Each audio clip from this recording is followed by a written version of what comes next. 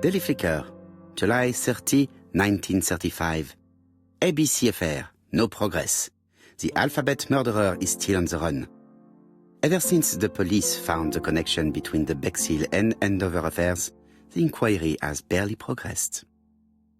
In this issue, we are publishing provocative letters sent by the killer to Hercule Poirot.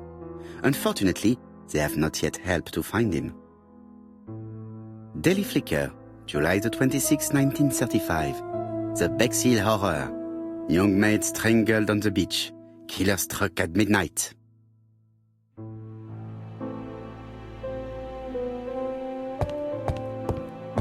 It is not a good time. Hello, chap. We received a new letter from A.B.C. in the 10 o'clock post. Where and when? In Churston. Today. Today? I'll inform the population immediately. I'll check the train times. Call me back.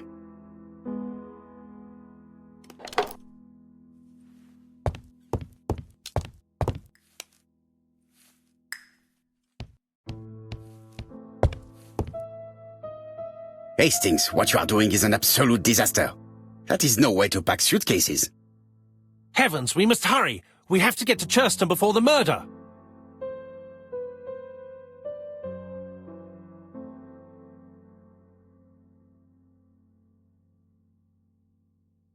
Hastings, order and method are always necessary, regardless of the circumstances. Okay. I'll let you pack them. All the same, it really is a disgrace to leave your belongings in such a mess.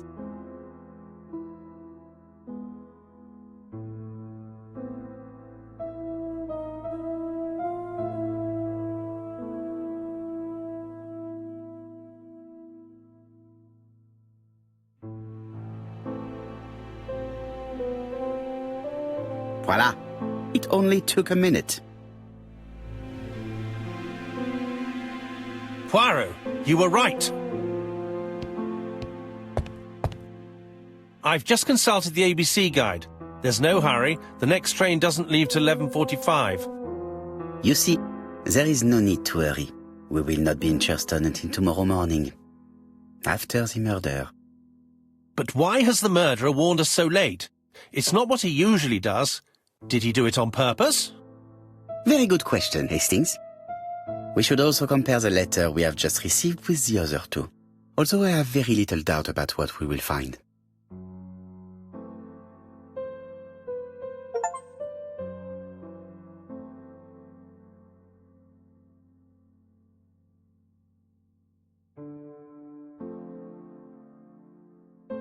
Hastings' photo album. He is very proud of his bag.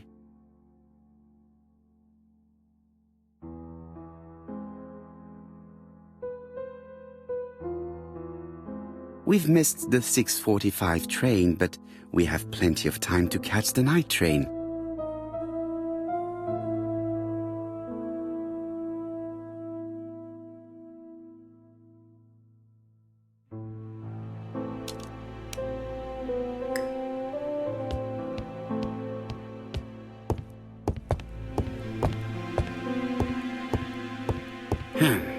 Miss Hastings tore the envelope.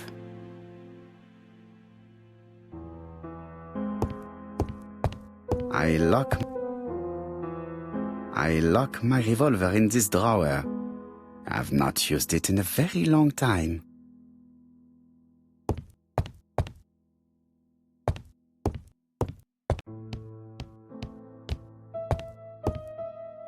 Right, let us compare this new letter with the second one.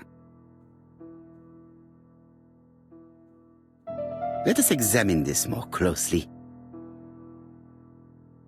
Certain characters in the... Yes, this I is weird. Yes, the I characters in the two letters do indeed have the same defects. I have to find some other similar defects to confirm my theory. Yes, the A appears to be quite unusual.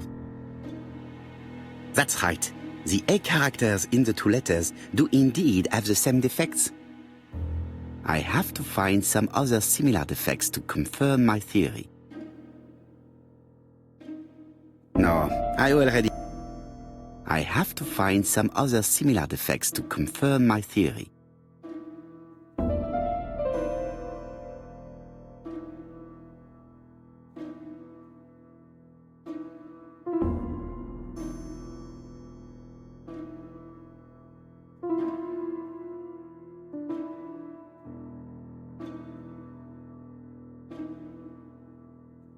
Let us examine the characters in this word.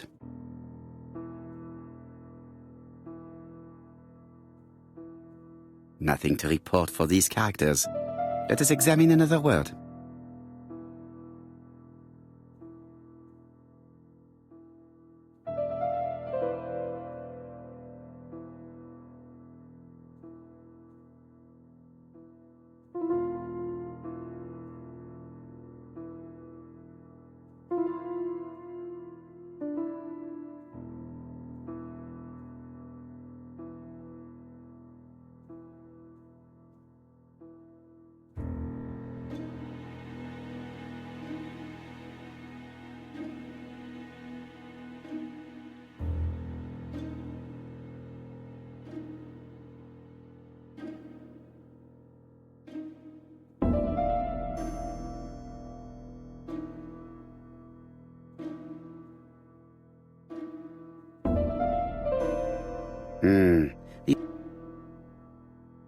Of course, the W characters in the two letters do indeed have the same defects.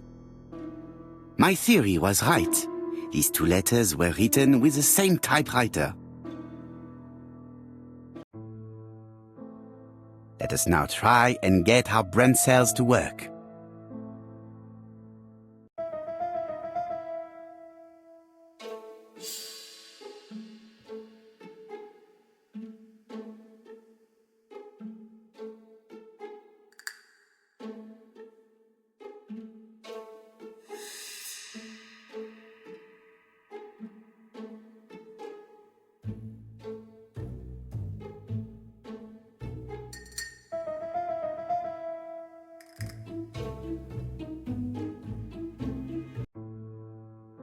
The letter should have arrived in time.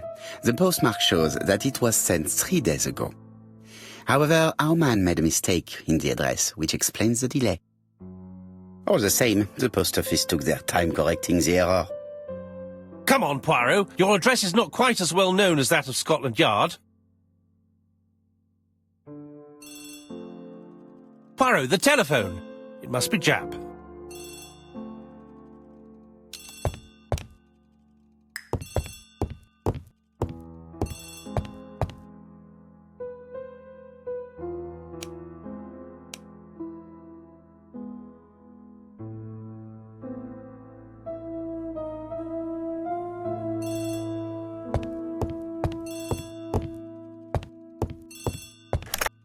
I have some news from Churchton. Bad news, I'm afraid. Sir Carmichael Clark was murdered while out on his evening walk. Sir Carmichael Clark. The name is familiar to me. He was a famous throat specialist, one of the best in London. A wealthy man, he retired to Combside, a beautiful house by the sea. He collected antiques. Are you going there? Yes, let's meet on the train.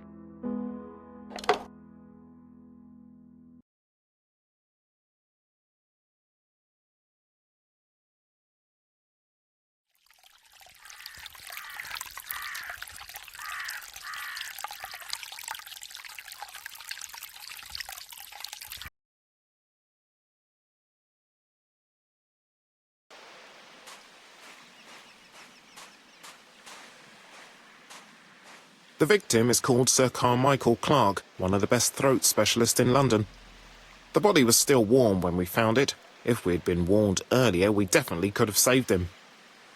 It appears that the murderer made a mistake when he wrote his letter. A mistake? Lucky for him. And what if he did it on purpose? No. He's defined his madcap rules and he's sticking to them. It's a matter of pride for him. Shall we go up to the house, Poirot? You go, my friends. I will come soon.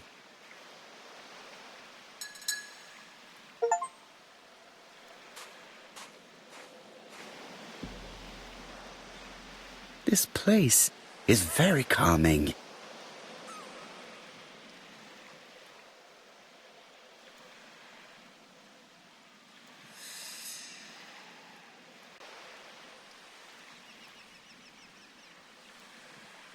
The site is exceptional.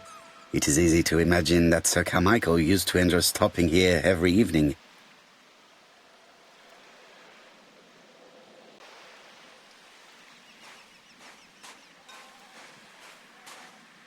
The body is just in front of a bush, one of the only bushes in the surrounding area.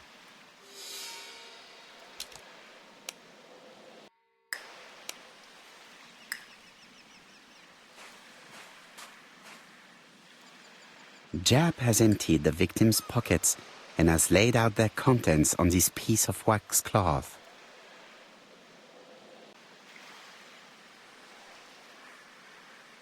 It is pointless.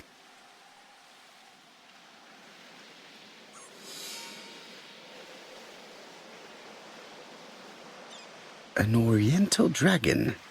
It's an old piece, much older than the pocket watch on which it was fastened.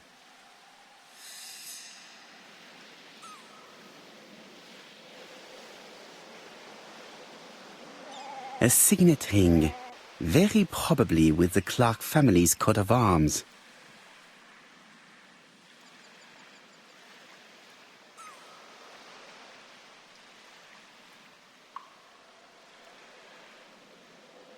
Nothing appears to be missing from this wallet.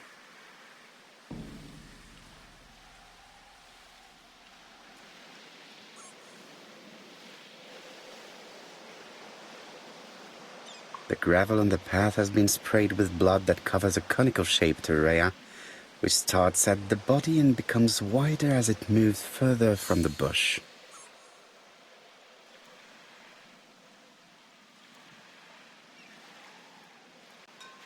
An A.B.C. guide, the murderer's customary signature, covered in blood this time.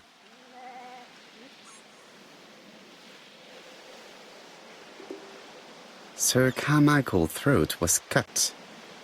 It's a clean incision, a professional murder. Apart from the wound to the throat, the body is untouched. No cuts, no bruises.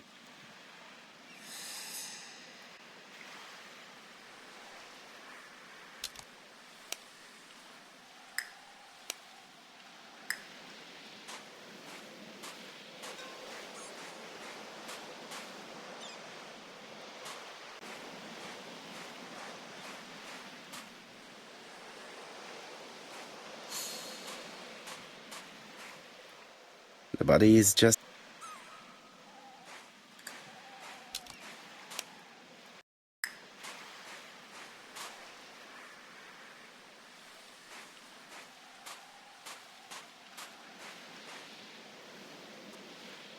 The site is...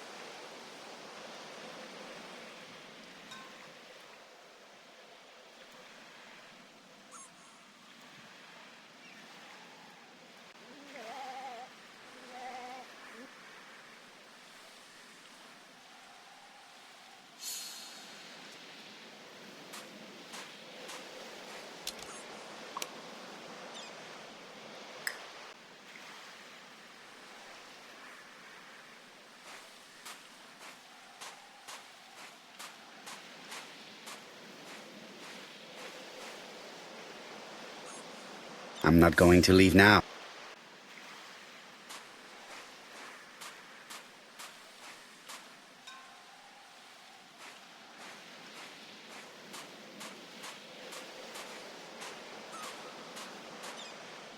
The vegetation behind the bush has been trampled. Let us now try and get our brain cells to work.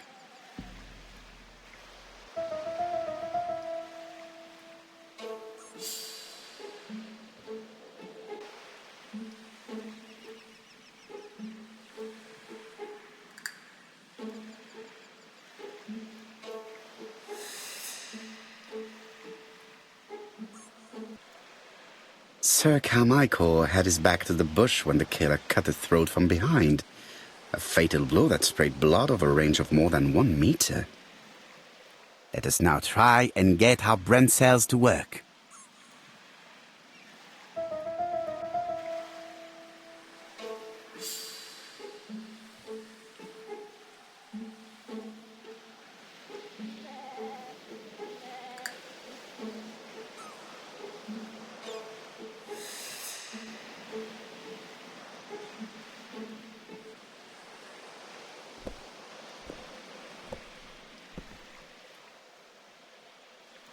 Have you finished, Poirot? Chief Inspector, many questions remain unanswered, but I am certain of one thing.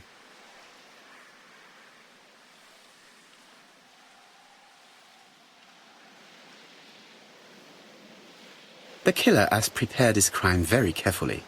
Quite right. He must have known Sir Carmichael's movements well to plan such an attack. The murderer struck with terrible savagery. Yes, blood flowed. It's the first time he's attacked a man. He armed himself accordingly. Have you spoken to the victim's family, Chief Inspector? I've spoken to the brother, Franklin Clark. I didn't get much out of him. He's yours. I must get the body removed.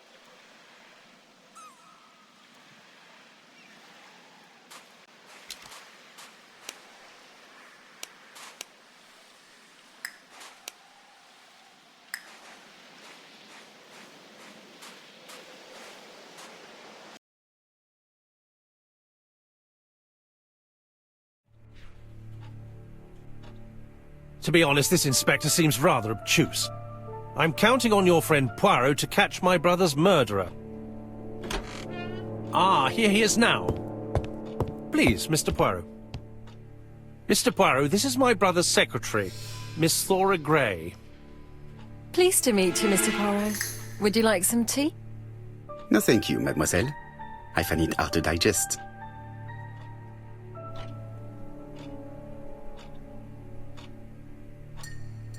It is now the right time.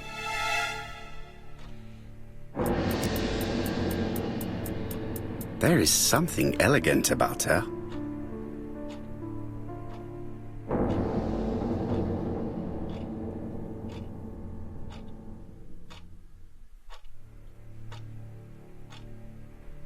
She has good taste, except perhaps in her choice of jewelry.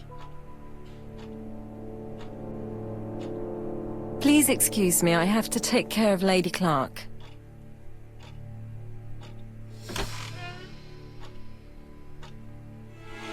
It is a once-in-a-lifetime opportunity to question him. Hastings does not like very hot tea. He's going to blow on his cup for a good while before drinking. It is a once-in-a... My brother's wife is gravely ill. You will probably want to question her, but I fear that it won't be possible today.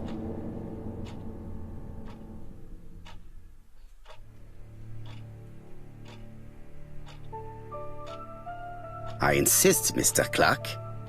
Please allow me to remind you that this is a murder inquiry. Unfortunately, she is much too ill. She doesn't even know her husband is dead.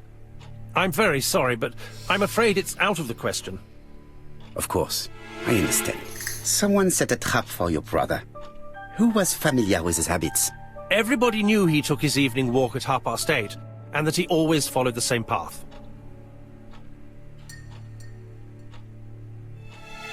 Was it a dark night? It was a new moon. I took a lantern. So it was you who found the body? Yes, along with the gardener. Have you seen any strangers around the house recently? No.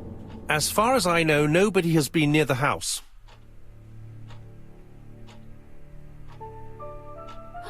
Miss Clark. Oh, Lady Clark must have fallen from her chair. I have to help Miss Gray get her up. Hastings, while our host is gone, let's examine the drawing room. But, Poirot, a gentleman shouldn't... I take full responsibility.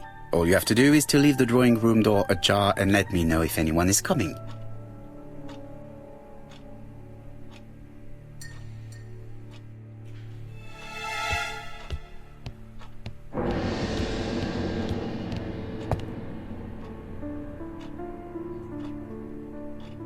It is an emperor.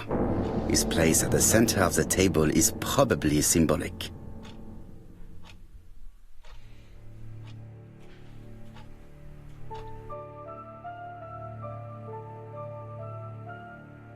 Comside's private collection, purchases since 1920. The catalogue for Sir Carmichael Clark's collection.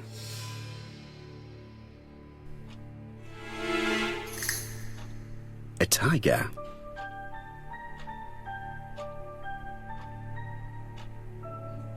Dragon, dragon, dragon. Sir Carmichael showed himself to be very consistent in his collection's theme. A dragon.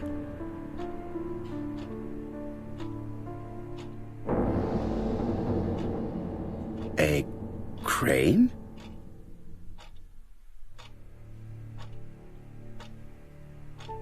A turtle.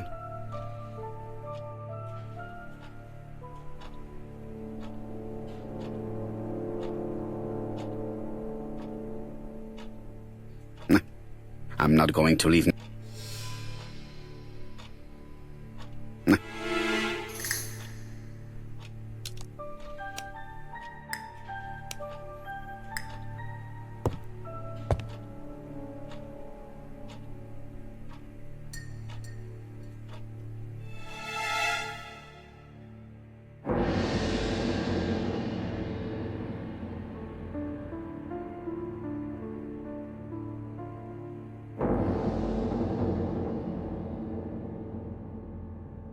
Compass, point to the south. Bronze and magnetite, Han Dynasty, circa 210 B.C., purchased in Hong Kong 1935.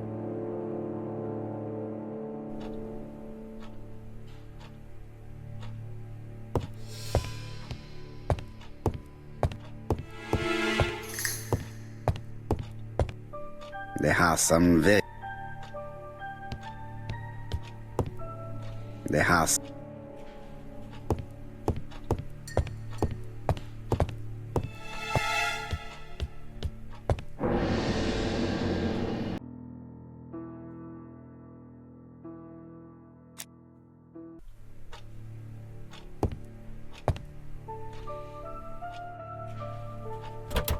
It's locked. It's locked.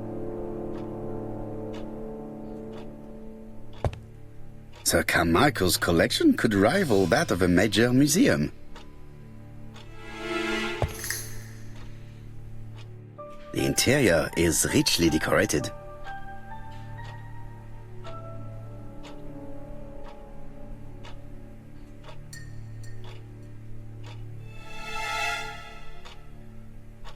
Dragon, dragon, dragon. Sir Carmichael showed himself to be very consistent in his collection's theme.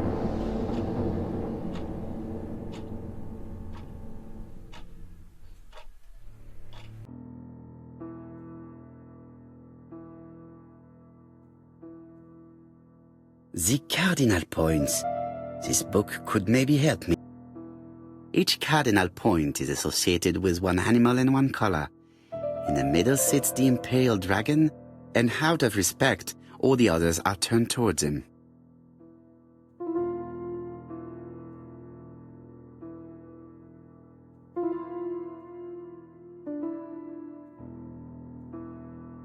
It is blocked.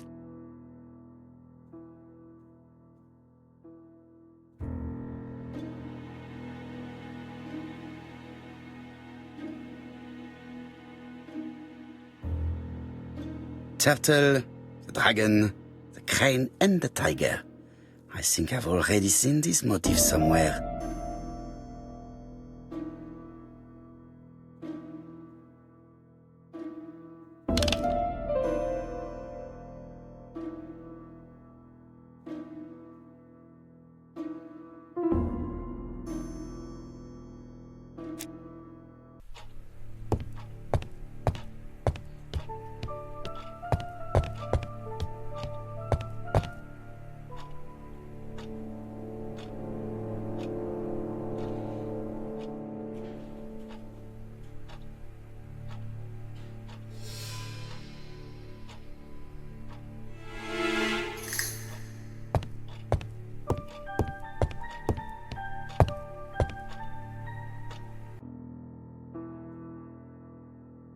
Turtle, the dragon, the crane and the tiger. I think I've already seen this motif somewhere.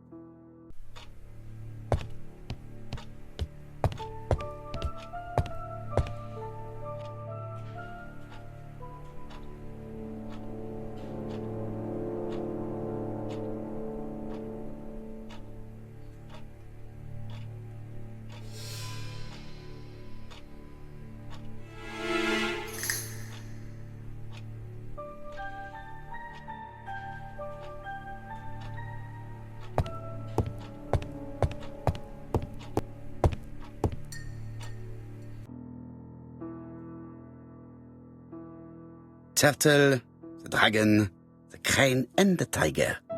I think I've already seen this motif somewhere.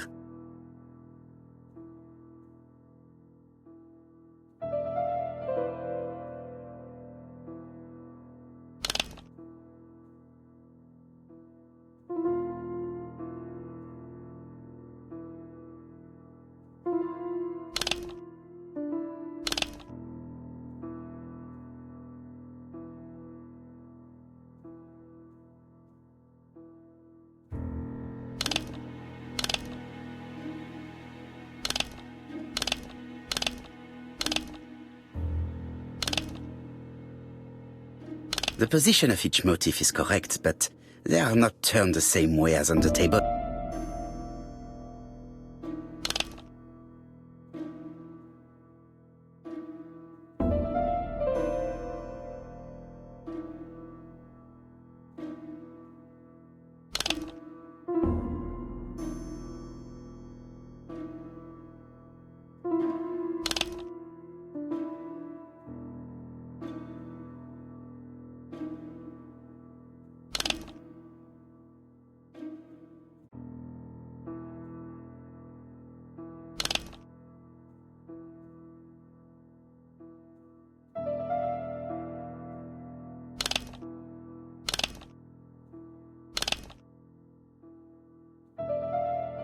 Position of each motif resembles that of those on the table.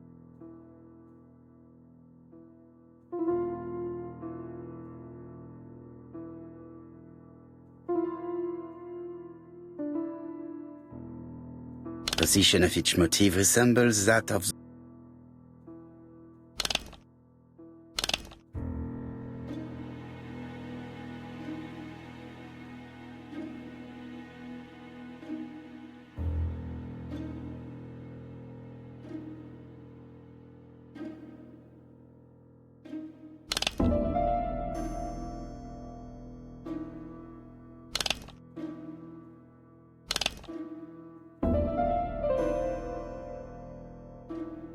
It is blocked.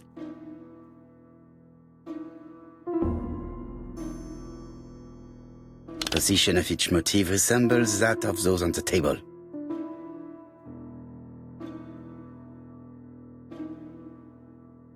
The cardinal points. This book could maybe help me. Each cardinal point is associated with one animal and one color. In the middle sits the imperial dragon, and out of respect, all the others are turned towards him.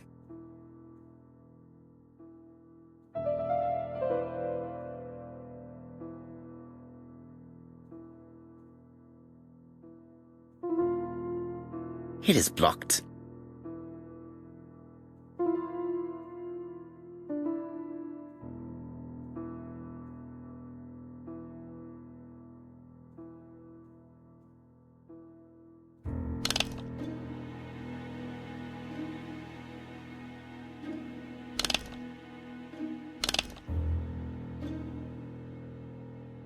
The position of each motif is correct, but they are not turned the same way.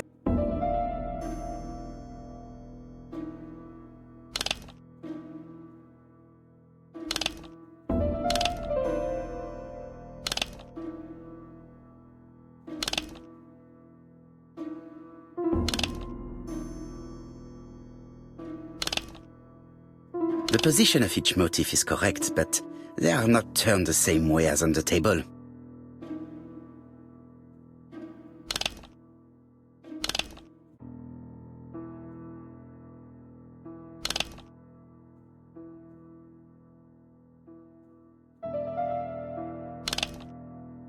The position of each motif. The position of each motif.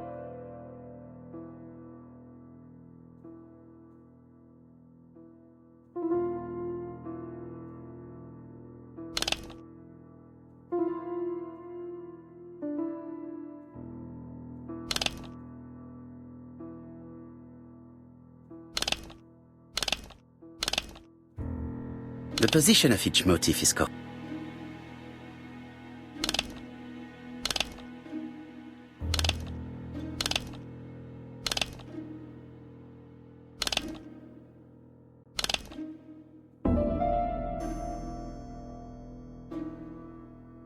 The position of each motif is. The position of each motif is correct.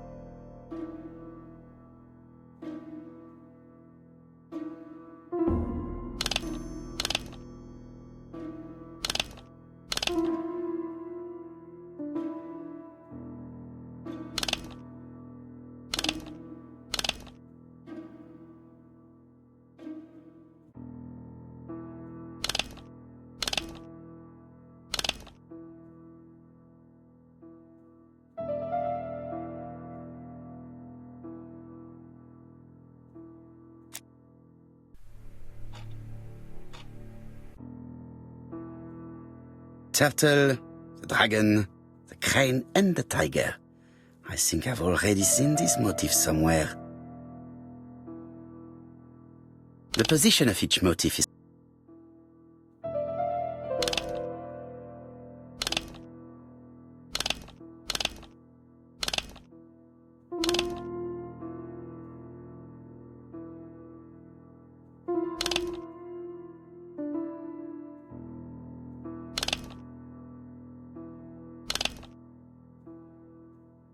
I think I heard a bang.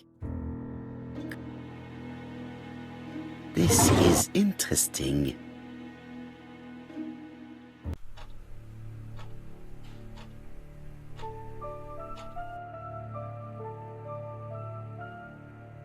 Ernest Logan, MD, Brighton Cancer Institute, 201 Dusk Road, Brighton, Sussex. To Sir Carmichael Clark, MD, Comside Churston, Devon. Brighton, 1935, January the 5th. As a man of science, I owe it to you to be completely frank. Lady Clark, your wife is suffering from a generalized terminal cancer. I confess I didn't suspect anything like that during the first exams. But with the test results I have received today, there is unfortunately no place for doubt. I estimate that Lady Clark's life expectancy is no more than 1 year. Hospitalization would not help in her case, so I advise you to keep her at home and provide her with as much morphine as required to ease her last moments.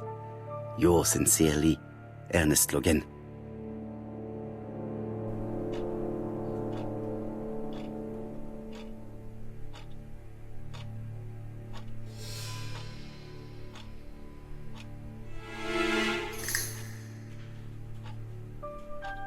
These daggers are only ceremonial weapons. I do not think that the crime weapon is here.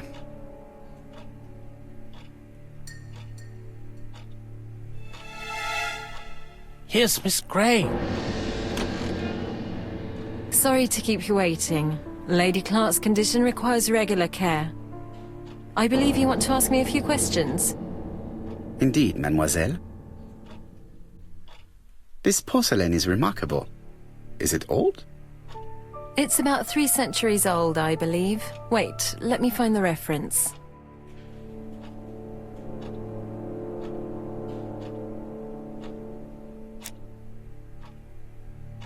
She appears to be very flustered.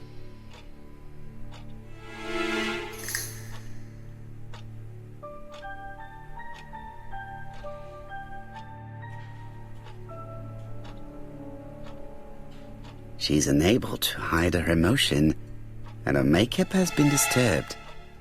I think that this young woman has just been kissed. Here? Teapot with black dragon, Gangxi period, end of the 17th century. It is a rare piece with unusual colours. You have a good knowledge of art history. Acquired while working with Sir Carmichael. I used to help him manage his collection and choose his new acquisitions.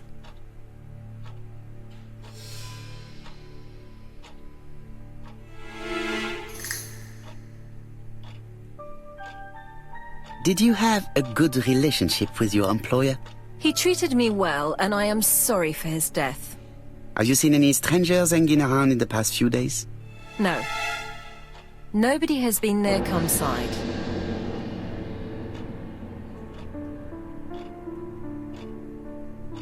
Tell me what happened last night. After dinner? Well, I did some sewing, and then I went to bed. I was woken by the telephone at 11. I heard Franklin Clark speaking with the gardener. They left with some lanterns, and they found the body.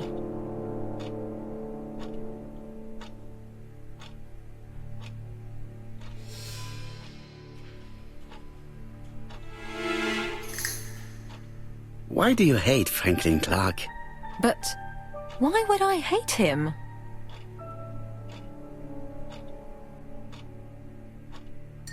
Miss Grey, if I may be so bold, please do not take offence. My friend has rather unusual methods, but all he wants is to find the murderer. Yes, I understand. I must rest. Please excuse me. Earlier, you asked me to watch the living room door for you. I don't wish to be indiscreet, but sometimes a gentleman stumbles upon a secret without intending to. That is sometimes the case. And I saw Franklin Clark kissing Miss Grey at the foot of the stairs. Do you think this is a common occurrence? No, I saw emotion, intensity. I think it was their first kiss. Well done, mon ami. Well spotted. However, I don't think I completely understand this business. Why did Sir Carmichael not defend himself? He appeared to have been active and strong. The murderer did not give him a chance. Let us try and reconstruct the scene.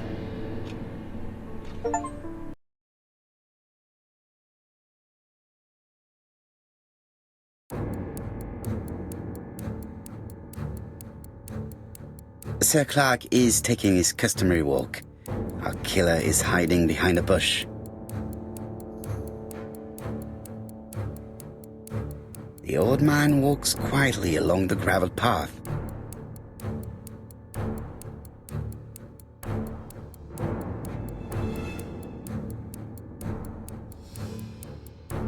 Then he turns towards the sea to gaze at it.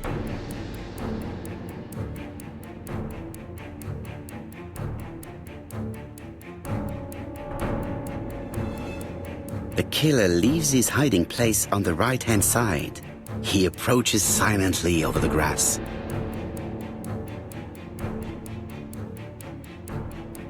Then he throws himself on his prey and cuts the poor man's throat. He then lays down the A.B.C. before leaving. Everything appears to match the crime scene, mon cher Hastings. That is exactly what happened.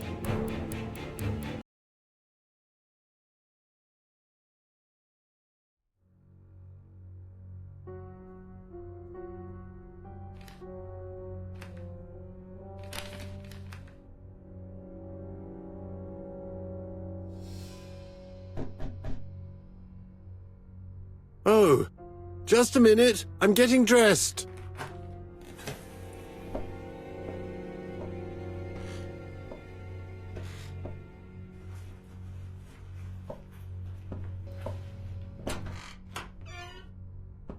Mr. Kirst, have you recently returned from Churston? Yes, indeed I have. Have you seen the papers? And to think that you might have rubbed shoulders with the killer. Imagine that. Mr. Kirst, are you all right? You don't seem well. My apologies. My throat is burning and my head feels heavy. It's ever since the war, you know. Since my injury, my head has never been the same.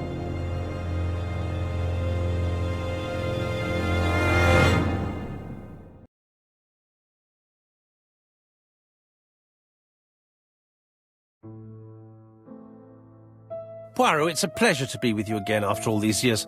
I looked for a gift to thank you, and I found this propelling pencil. An authentic collector's item. You spoil me, mon ami. And you more so by sharing investigations. Do not underestimate the help you are to me, Hastings. Intellect is not everything. There is also goodwill, and you are not short of that. Later, I will ask you to help me tidy up the room and bring some chairs. Our guest will be here soon. Ah, is Thora Grey coming? Naturally. She is a fascinating young woman, n'est-ce pas? Oh, come on, Poirot. I'm a married man. Miss Grey has already been courted by Franklin Clark. Poirot, our guests will be here soon. We must prepare ourselves.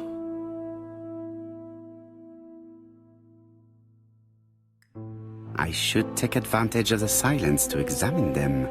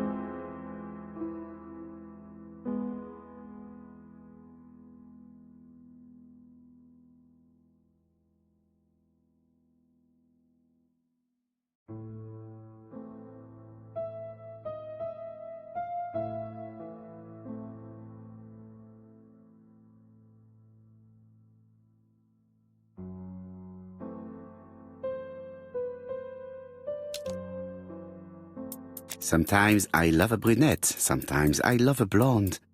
That's what the song says. The song says, sometimes I love a blonde who comes from Eden by way of Sweden. But I am not sure that this blonde is an angel.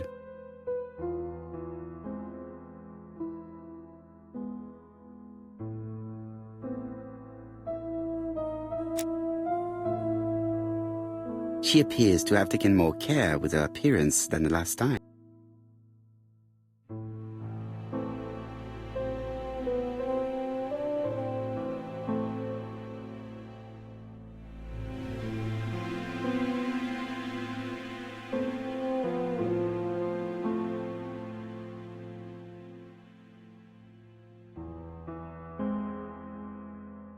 Mr. Poirot, I don't like being stared at.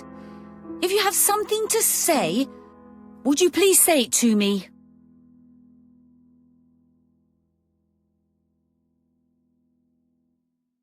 She's looking at Mr. Fraser out of the corner of her eye.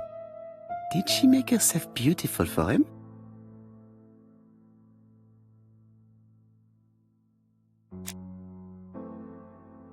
Donald is always on edge.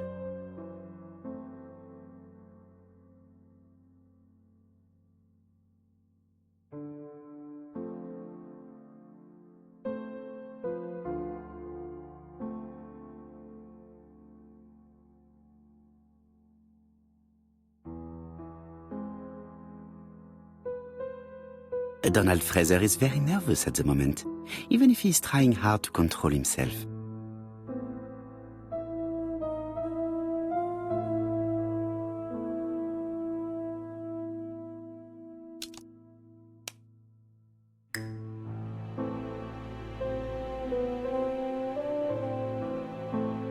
I ought to concentrate on my guest. Franklin Clark always seems at ease, regardless of where he is. Something that's unique to people who travel. I wish to thank you all for coming. I wanted to bring everyone close to the victims here in order to unmask the murderer. Get to the point, Mr. Poirot. What do you want from us?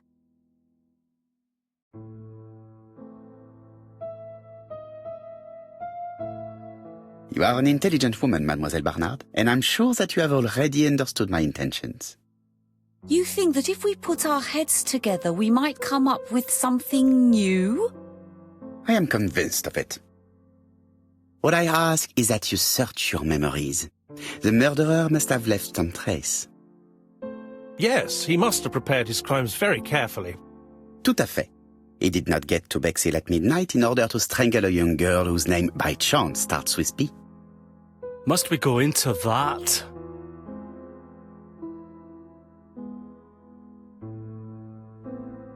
No, of course. Not if it makes you uncomfortable. Come on, Mr. Poirot. I imagine we all feel terribly uncomfortable about these murders.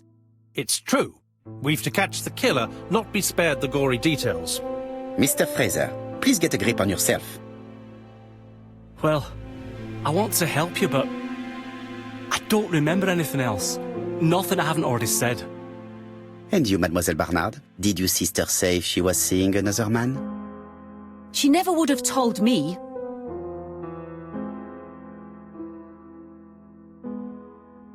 Why would she hide the fact from you? Betty knew I didn't approve of her behaviour. Her flirting was spoiling any chance she might have had. Tell me, mademoiselle, what did you talk about with your sister? Silly things. Her new dress. She wanted a pair of black stockings to go with it. Mother bought her a brand new pair. The day it happened, she was crying. And to think that Betty never even wore them. Poor Mummy. Your sister used to sing, I believe. Did she ever perform in public?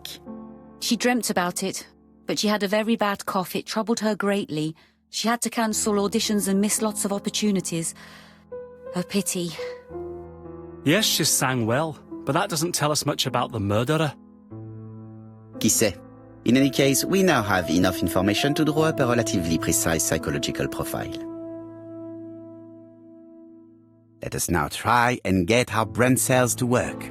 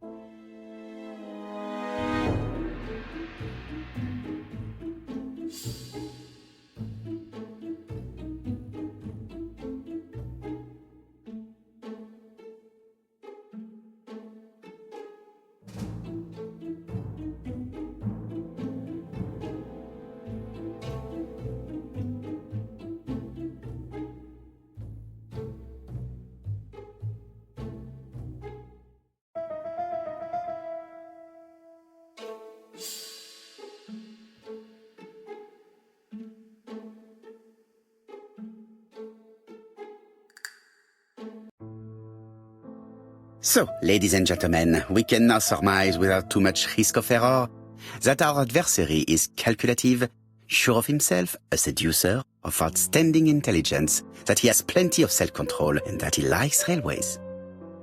It's a good start. Other meetings may be necessary. I hope that you will be able to come back again. Well, it's just that...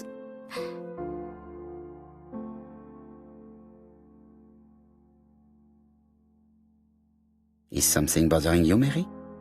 Well, Mr. Poirot, you see, I don't know if I can come to London just like that.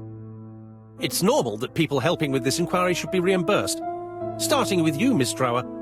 Please allow me to pay for your train tickets. Oh, sir, I cannot accept.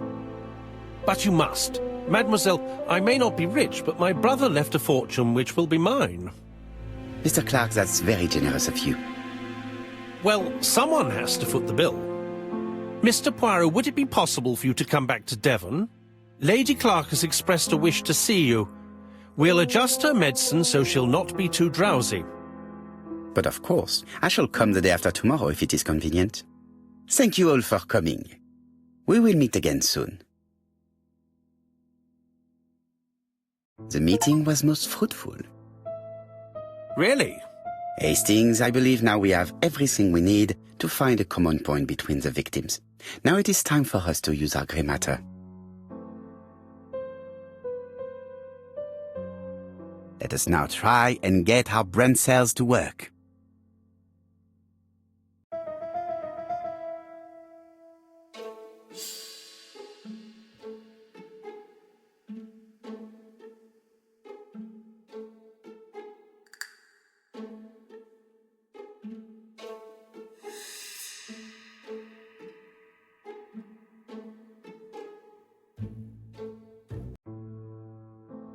The first two victims suffered from bad throat, and that was precisely the specialty of the third victim, Dr. Clark.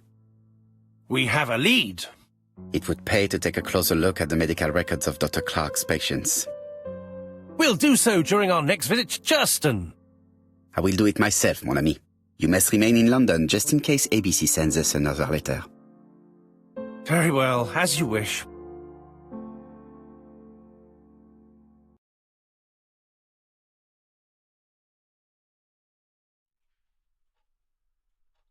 Thank you for coming, Mr. Poirot. Lady Clark is waiting for you in her bedroom on the first floor. Please excuse me, I cannot stay for the interview. I've to take Miss Gray to the station to see our lawyer in Torquay.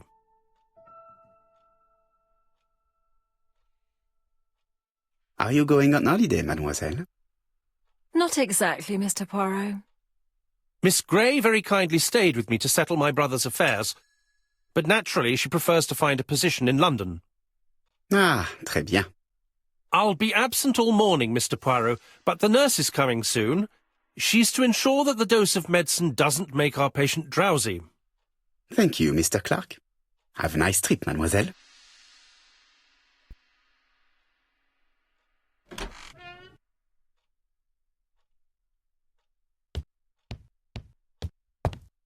It is now the right time. I do not need to.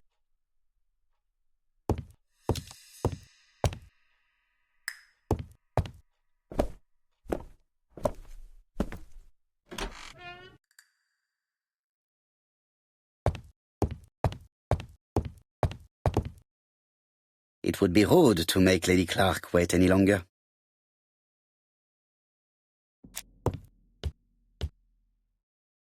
This poor woman is very ill.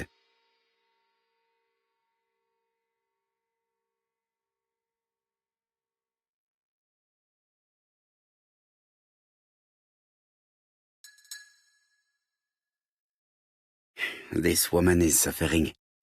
She is in no state to have a conversation.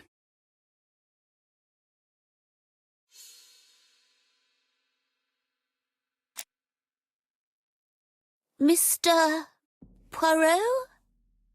My respects, madame. Thank you for coming. Thank you. Have you seen the nurse? She should have been here by now. Oh, I'm sorry. The telephone in the hall is ringing.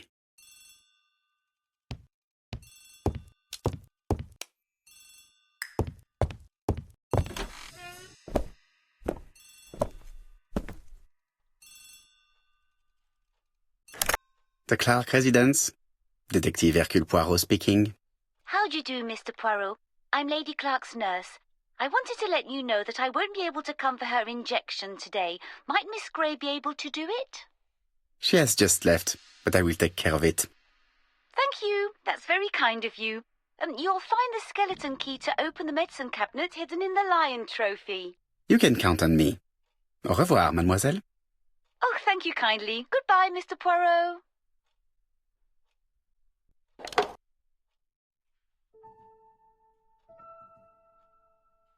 Lady Clark is in pain.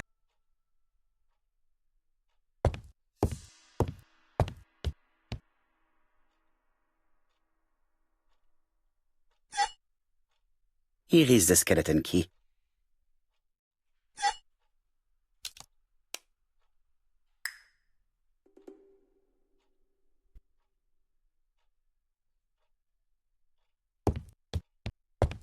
Lady Clark.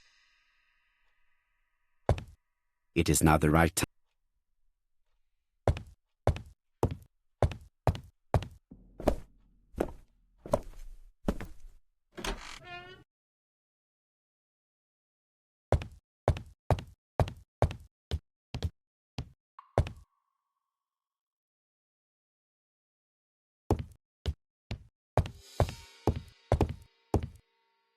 Lady Clark is in.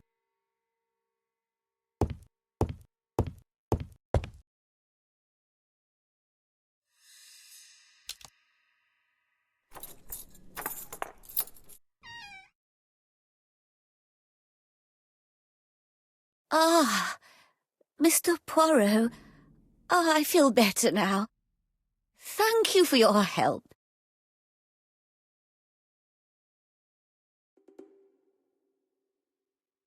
You asked for me, chère madame.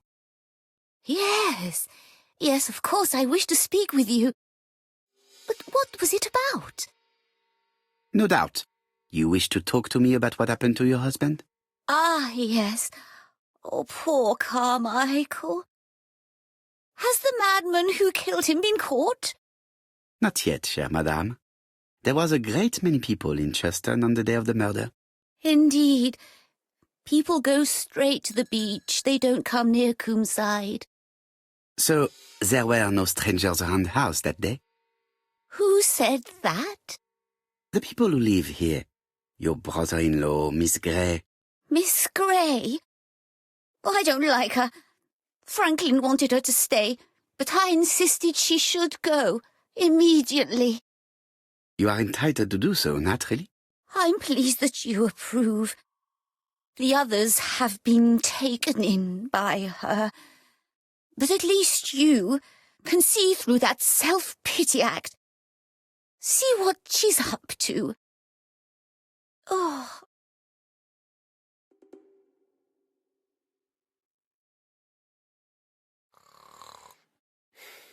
She is sleeping. I must find a way to wake her up gently.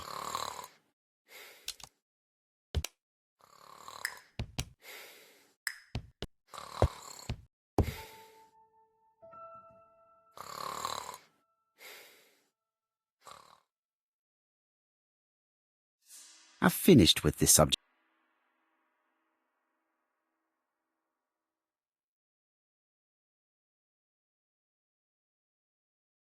This subject will probably be useful to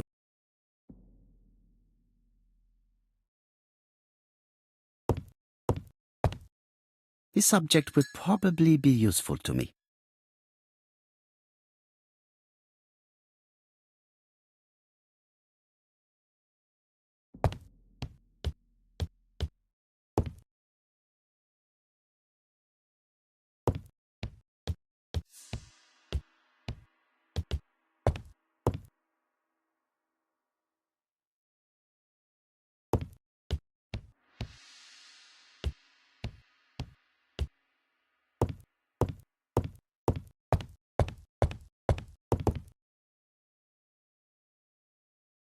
This couple appears to be having fun.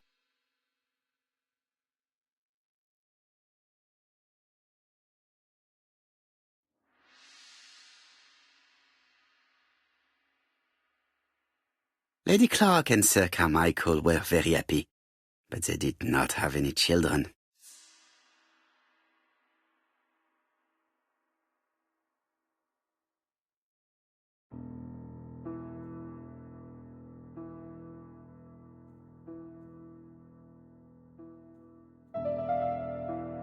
The mechanism appears to be broken.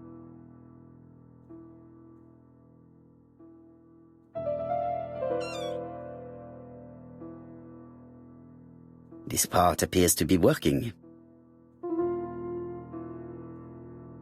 This is where the combs go.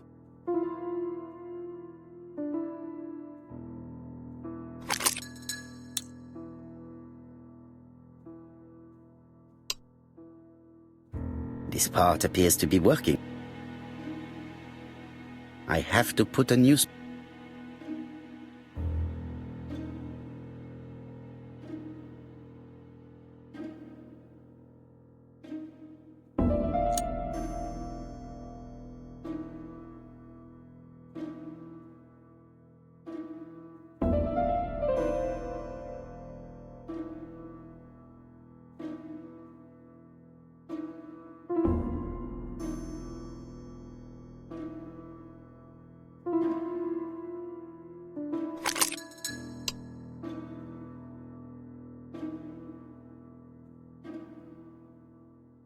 I have to put a new...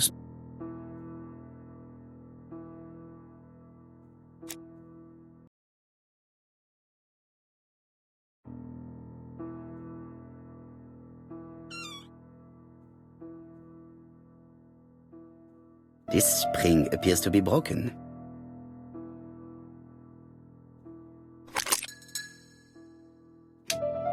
I hope that Hastings will not be cross with me.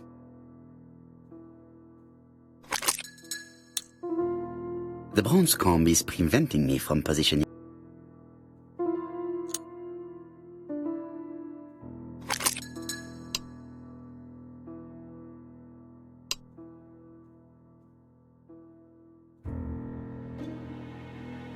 Does not make any sound.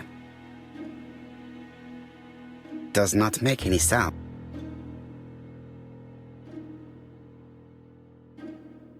This part appears to be working. Does not make any sound.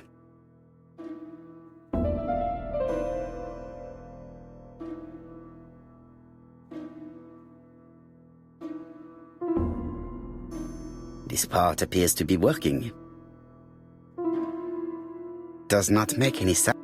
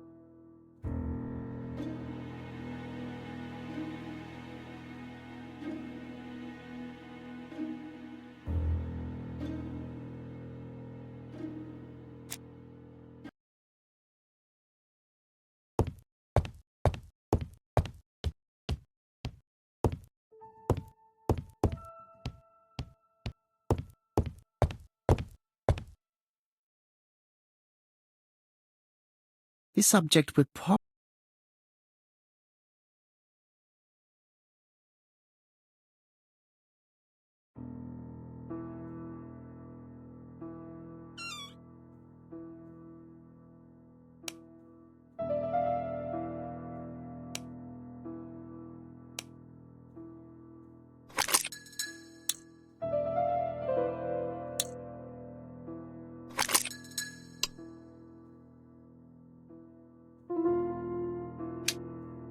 I hope that Hastings will not be cross with me. This part appears to...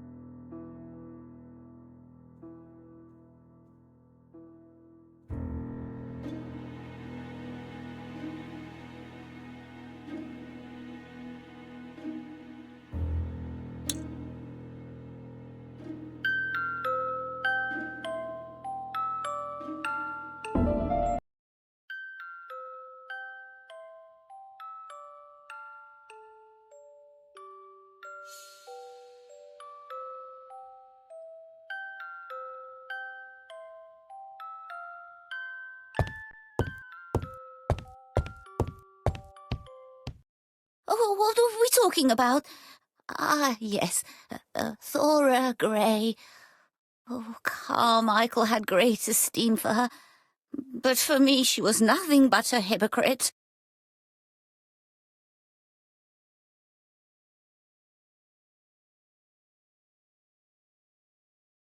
Miss Grey was a hard worker, though. Thank goodness. Fortunately, she was good at her job. I don't see why you all think you should have to defend that girl.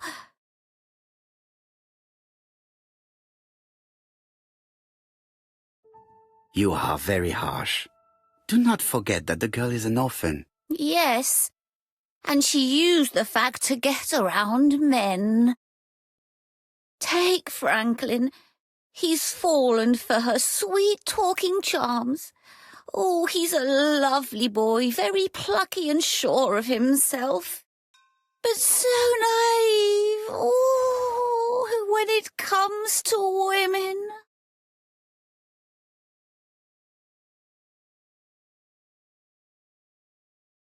Franklin really idealized Miss Grey. Absolutely.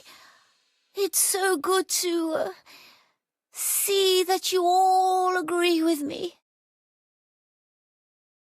Miss Grey did look after you very well, though. Outwardly. But she's hiding something. I think she tried to poison me. Miss Grey? A poisoner? But everybody appears to like her. It proves she knows what she's doing. She's manipulative and she's a liar. A liar? Let's see, didn't she say that on the day of the crime nobody was around Coomside? That is correct. Well, at 11 o'clock I saw her talking to someone. Really? And what was this man like? An ordinary sort of man with a very plain face. Oh, I don't remember well. Was he a gentleman? No, he was not a gentleman. It would be best to leave her to sleep now. The telephone in the hall is ringing.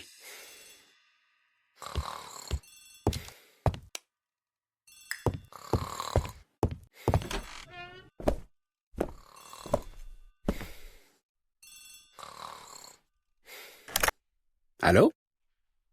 Poirot, is that you? Hastings here. Thank you for calling. Have you received a new letter from the murderer? No, thank goodness. How are things in Churston? I questioned Lady Clark, but I will not leave until I have examined everything of interest to me here. Fortunately, Franklin is absent, and I have a skeleton key. Have you seen Thora Grey again? Briefly. But rest assured, I intend to summon her to London soon. She's a fascinating girl. But secretive. I would like to ask her a few questions. Poirot, she wouldn't hurt a fly. Each to his own, my friend. Yours are pretty orphans, mine old ladies that have the maladies. Poirot, are you mocking me? No ill intended, rest assured. À bientôt, mon ami.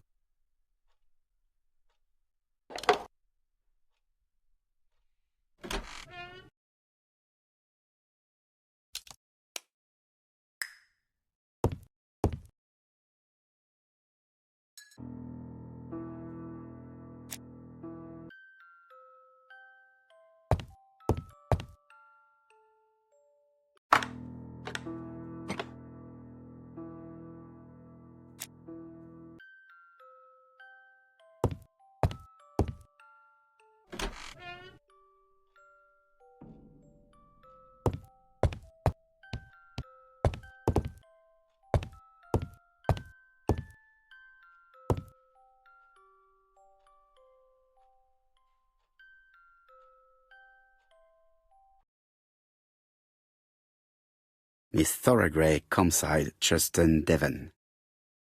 Arsenic trioxide thallium.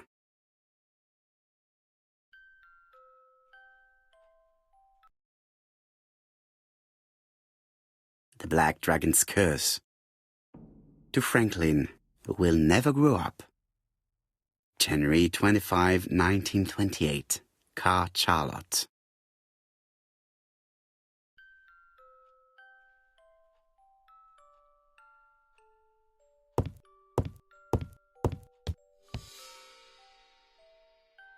How am I going to open this trunk?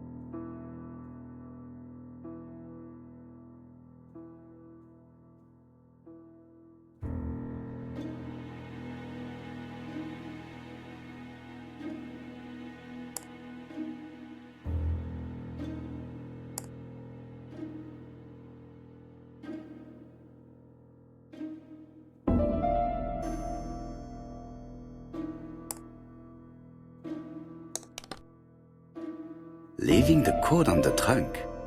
What a strange character Franklin is.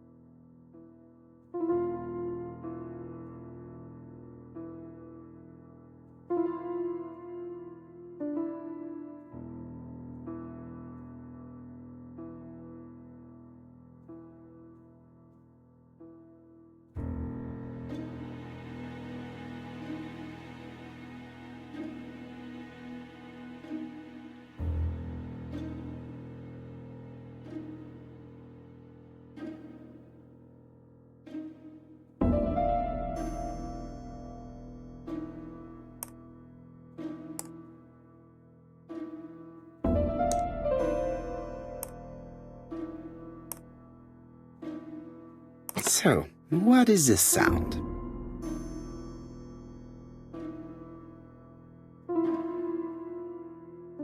I should be able to open the trunk now.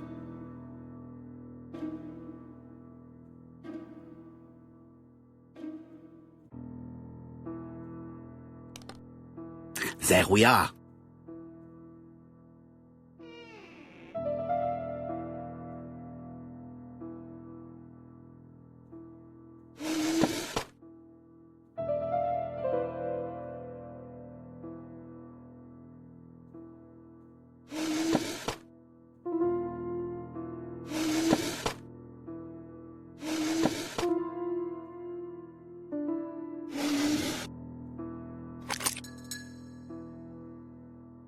Why has Franklin put an Allen key inside his trunk? I'll borrow it for a minute.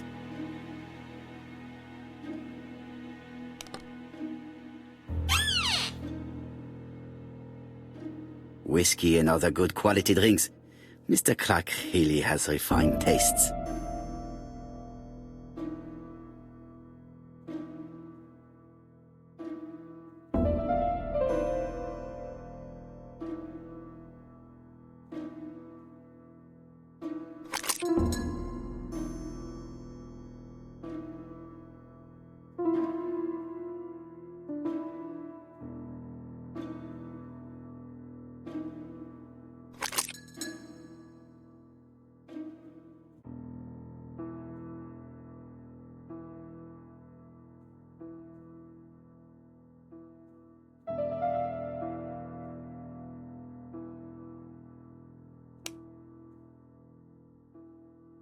An Allen key. It can be used in 5 positions.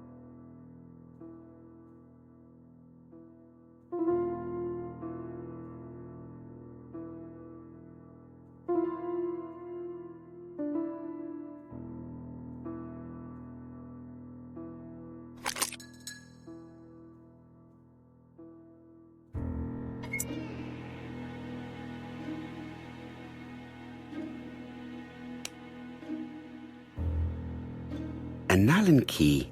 It can be used.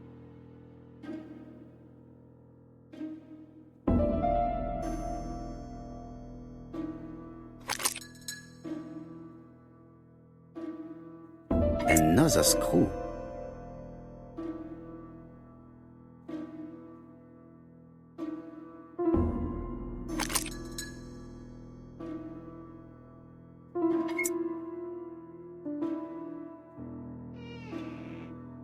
This engraving is not very easy to understand. I need to sort it out.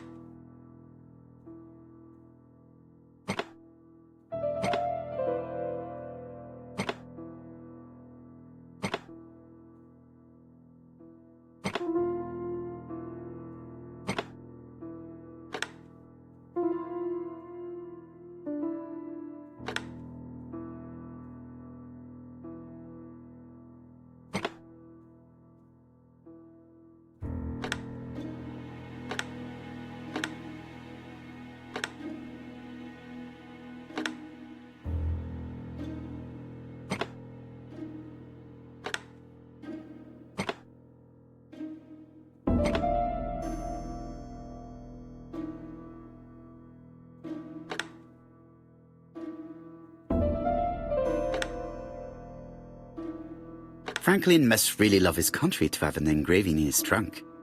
I think I heard the panel above release.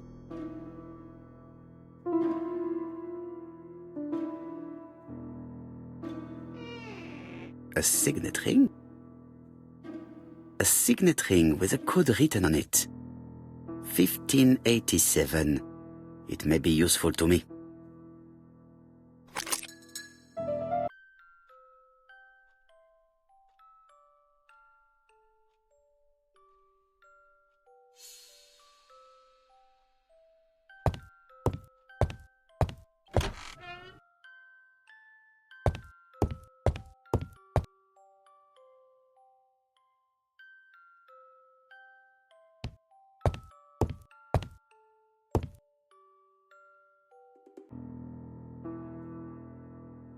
Four Chinese symbols are engraved on this padlock.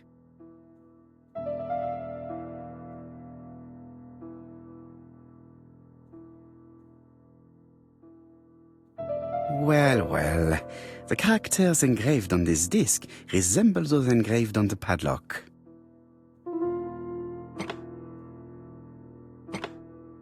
Like this character appears to be the right way round.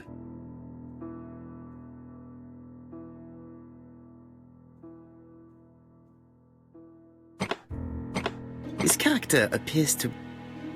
Maybe I should look to the... That's it! This character appears to be the right way round.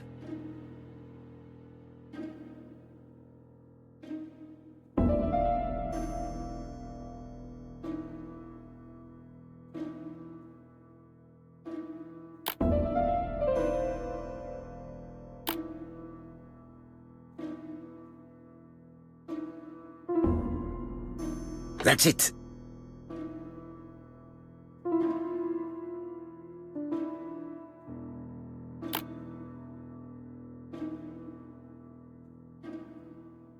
The position of this car. Very good. All the circles are facing the right way. What are they showing me?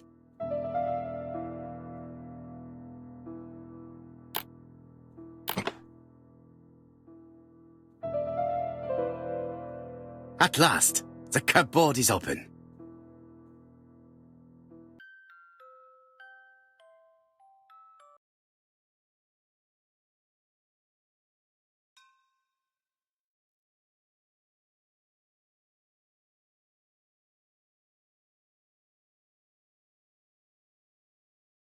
Genteel and wild.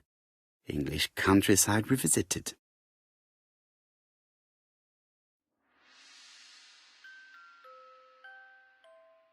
The railway children.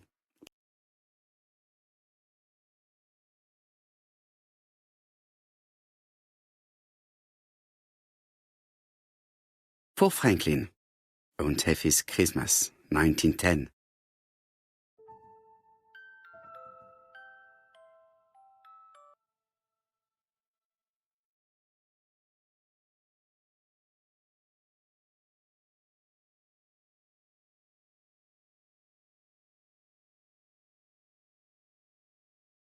Traveling in China, a practical guide for English travelers.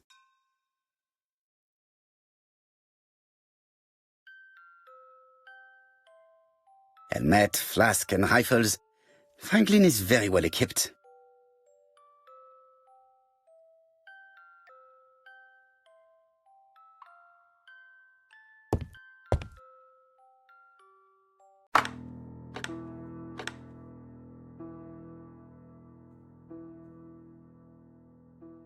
This plate appears to be able to move, but something...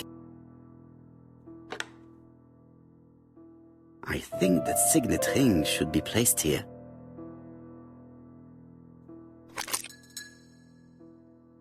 The plates around the picture appear to have unlocked. I think I've already seen these symbols on Franklin's trophies.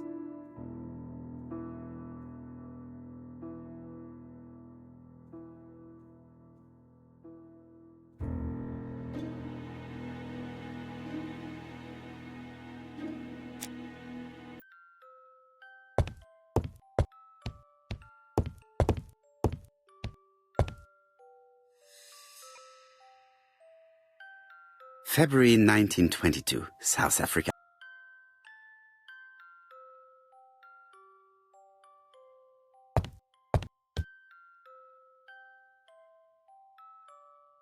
July 1920, Alaska Peninsula.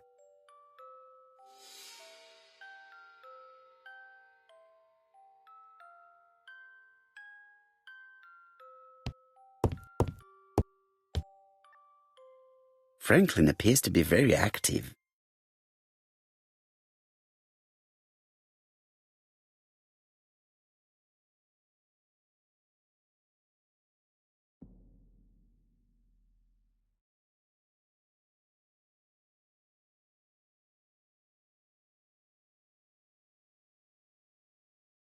Franklin Clark appears to be a typical British gentleman, a good sportsman, a hunter, a traveler.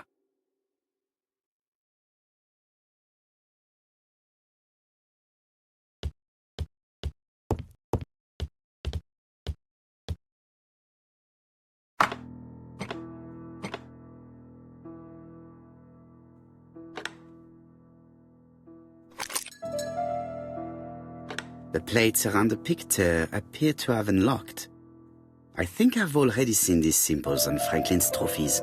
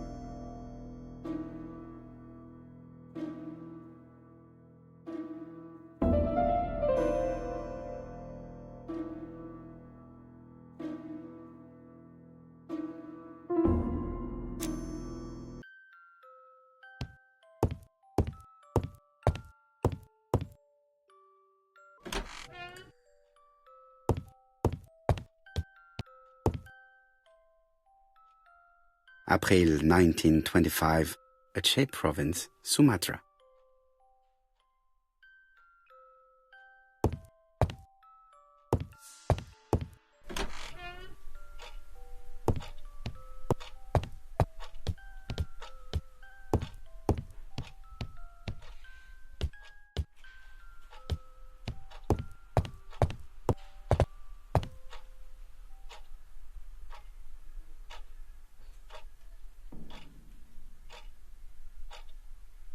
Traditional Chinese map. Facsimile. South is on the top of the map.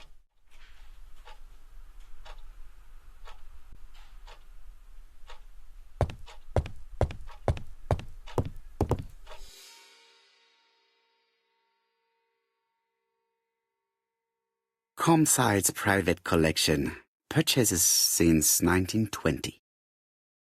The catalogue for Sir Carmichael Clarke's collection.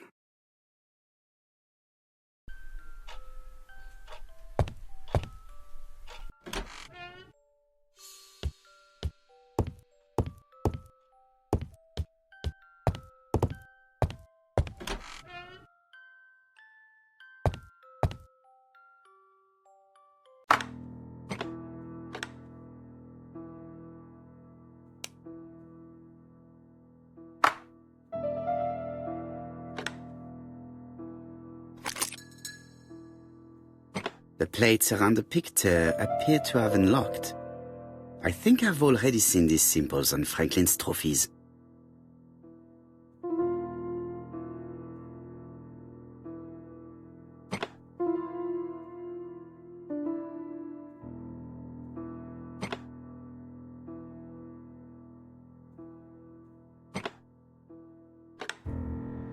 The Lion of Sumatra.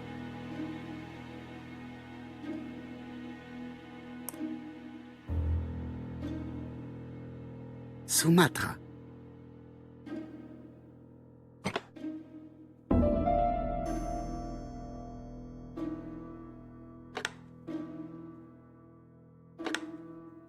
The Alaskan Kodiak bear.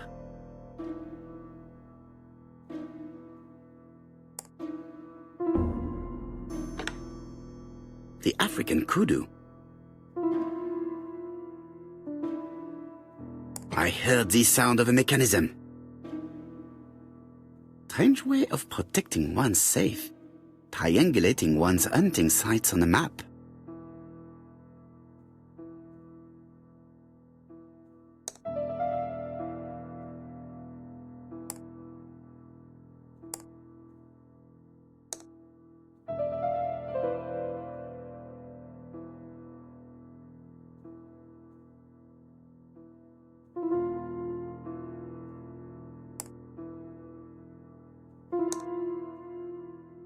These documents are very likely going to help me for the rest of the inquiry.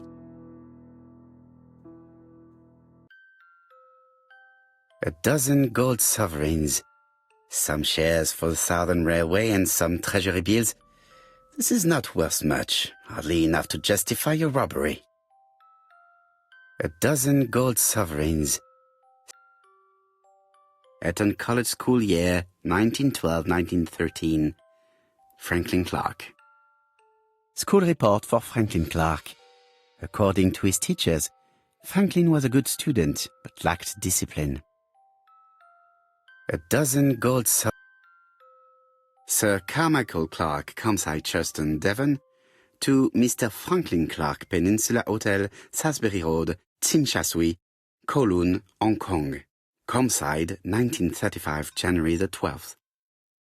Dear Franklin, first, I wish you a good start to a successful new year. I have received your letter dated December 10th. Thanks for defending my interest against Wang, this robber. Things could have got pretty bad if you weren't a real cold-blooded guy. I envy you for that. Things go on here much as usual. Charlotte is moderately free from pain. I wish one could say more. You may remember Thora Gray. She is a dear girl, and a greater comfort to me that I can tell you. I should not have known what to do through this bad time but for her. She has an exquisite taste and shares my passion for Chinese art. No daughter could be a closer or more sympathetic companion. Life has been difficult, but I am glad to feel that here she has a home and true affection. You wrote me you want to stay in China for 1 more year or even longer. I don't object. The longer you stay, the more opportunities you will have to increase our collection. Nonetheless, you should know that we miss you here, and that Charlotte will be gone by the time you come back. I am, dear Franklin, your truly affectionate brother.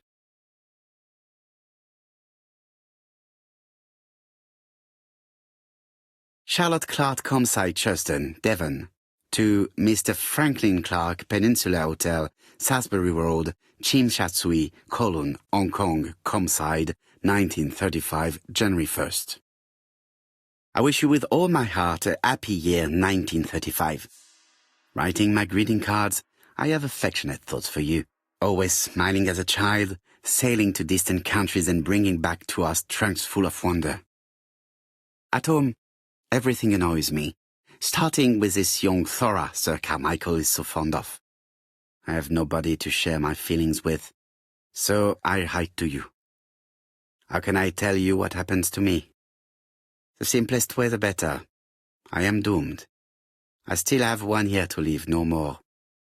How do I know? I opened the secret drawer of Carmichael and read a letter not addressed to me. In this letter, Dr. Logan tells my husband in the most direct way the truth he conceals from me. So, I know. But my husband doesn't know I know. Please don't tell him. And if he shares the truth with you, act as you are surprised. Carl will probably speak in his usual convoluted way, but I wanted to be the first to announce it to you. It does matter to me that you are aware of what happens in Comside.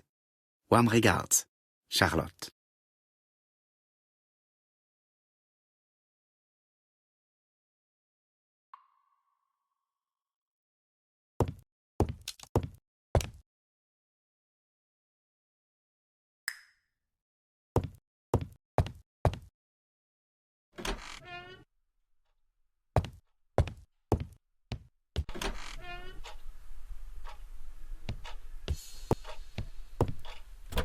The door is locked. The door is locked.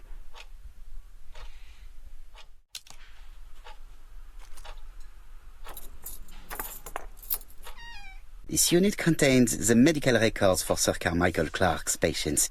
Let us study them closely and see if there are any familiar names. No deaths on the records from A to D. They've been handled recently. No known names. Disappointing. Lots of dust. The records from E to Z have not been touched for years. No known names. Disappointing.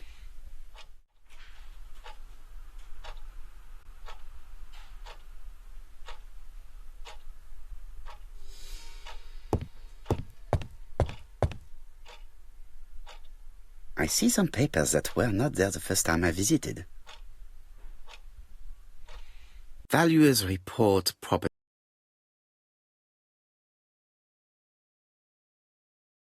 Court and Brunskill. The name is familiar.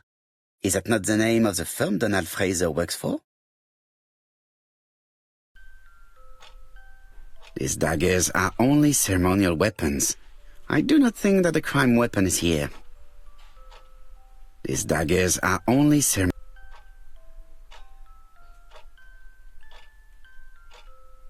These daggers.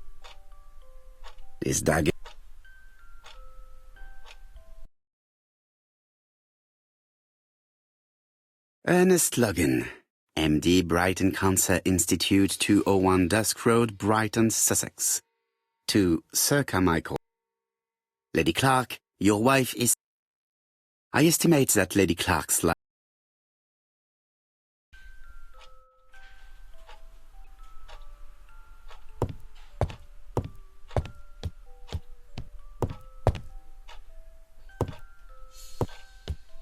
There are some very valuable objects.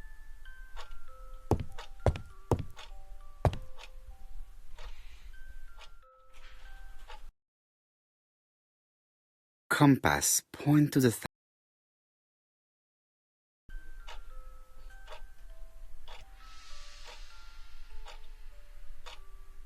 Traditional Chinese map.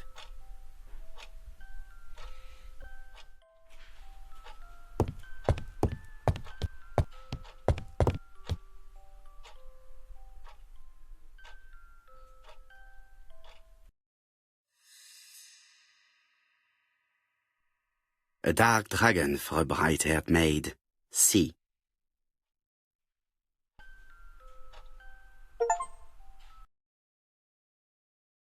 I've already seen similar daggers.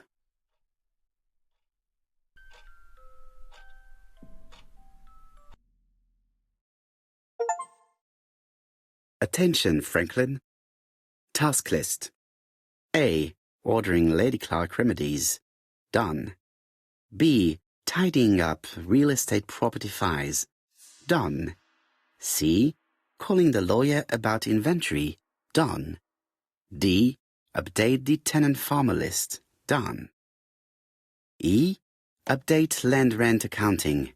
Done. F. Ordering a restock of arsenic. Done. P.S. I have left on the living room table some of my things I don't want to keep. The locket and the dagger. I am sure you know why. Thora.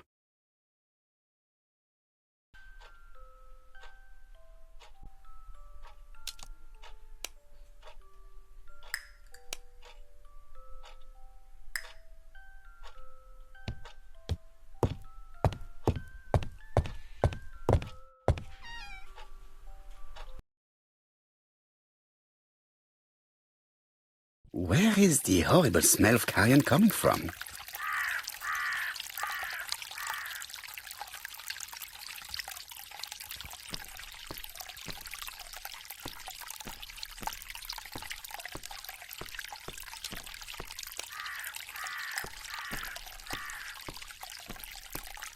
Something makes me feel uncomfortable.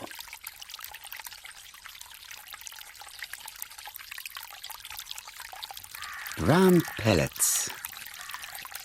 Revolting. Tut-tut. The gardener does not follow the alignment. There, that's better. It is symmetrical. There, that...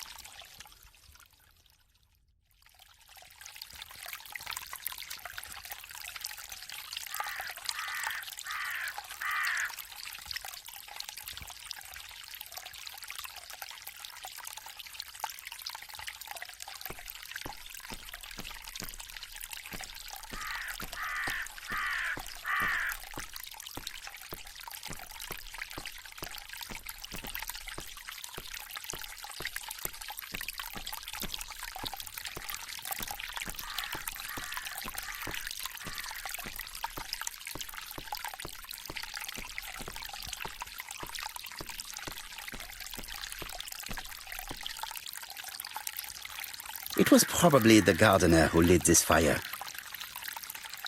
Look here. I wonder if someone wanted to get rid of this paper.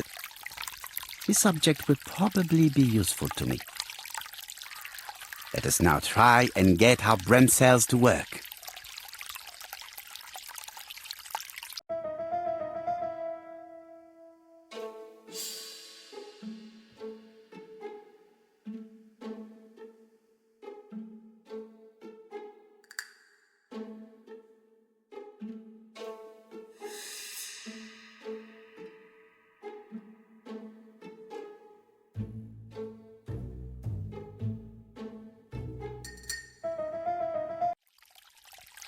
Everything that Thorgray has left behind comes from Sir Carmichael's collection.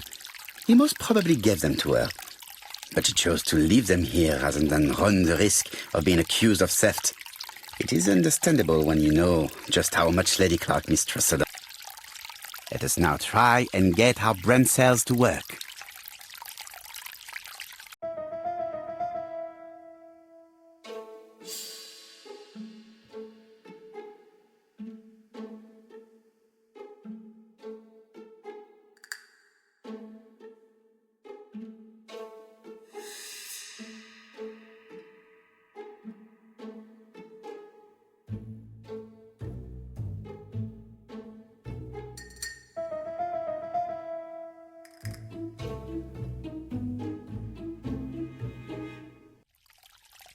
Thorgray had no reason to kill someone who only had a few months left to live. The poison she ordered was for rats. The gardener must have made good use of it, considering the stinking remains on the path, not far from the property. I've finished here. I must put the skeleton key back and inform Hastings that I'm returning to London.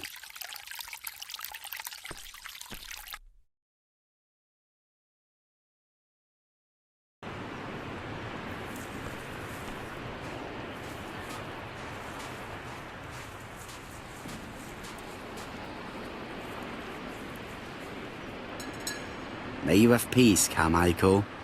Charlotte.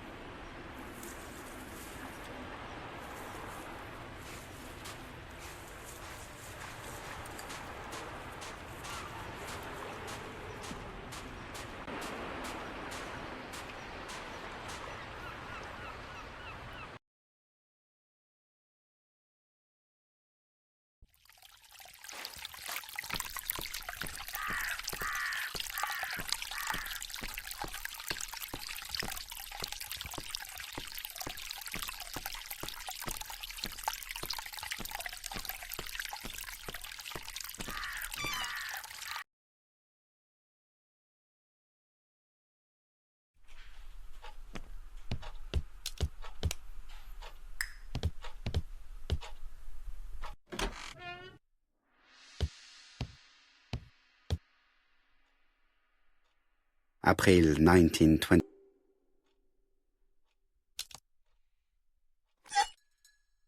Perfect. Nothing else is keeping me here.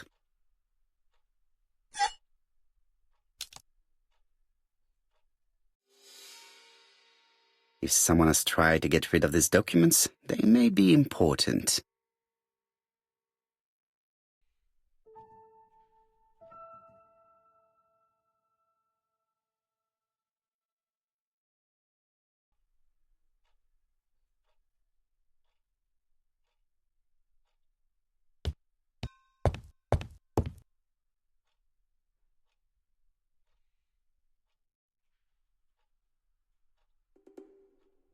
Hello, Hastings. I have finished in Charleston. I will take the first train. Tell me, do you know how to restore writing on a burnt document? Yes, you just have to soak a cloth with a hydrochloric acid solution and rub the sheet of paper. Then the characters appear. Bien. You have been of great assistance, Hastings. Could you please order the solution as soon as possible? Of course, but what documents do you want to read? You will see, my friend. À ce soir.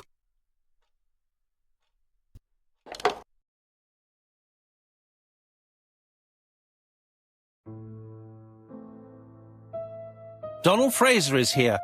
He insisted on waiting to see you.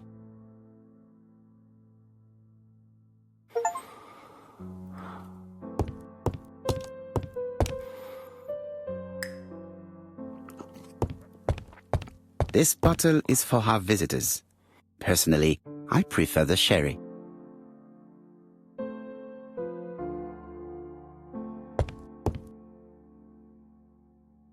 Royal Mathematical and Statistical Society's Bulletin, September the 9th, 1935. The Alphabet Murder, a methodical madman. It's highly probable that the alphabet murderer will kill again. Could we possibly estimate the number of victims in his next crime? Yes, and it is easy. As soon as we know the ratio of towns, cities and villages whose names begin with a D and the ratio of English people whose names are spelled the same. On the one hand, the ratio of towns, cities and villages in England with a name starting with D, and on the other hand, the ratio of English people with a name also starting with D. After this initial calculation, it is easy to deduce the likelihood of actually being murdered if you belong to the target population. Go to the last page to find our results and details on the calculations. Daily Blag, August 31, 1935. Moustache at half-mast. Poirot's repeated failure in A.B.C. case. Sometimes small things trouble great men. Hastings, faithful collaborator of the Belgian detective, knows something about it. 3 mornings in a row, he confided to us, the cook broke the egg yolks when preparing Poirot's breakfast. This apparently casual event has greatly disturbed my friend, to the point it breaks his concentration and slows his judgment. I also noticed his moustache, of which he is so proud, being duller than usual. Poirot, I assure you I haven't said any such thing to the journalists. They twist everything.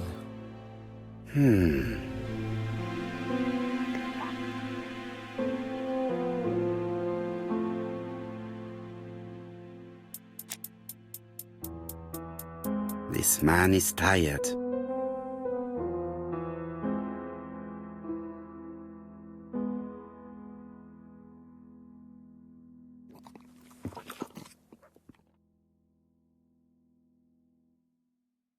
Donald is short of sleep, and it looks as if he didn't even bother to undress before going to bed.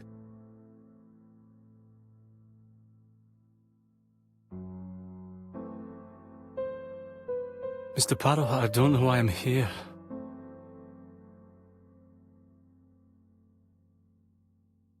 You wanted to talk, and you came to find the only man capable of hearing you. Mr. Poirot, since Betty's death, I've doubts about myself. I don't know what to do. And I keep having a horrible dream 3 nights in a row.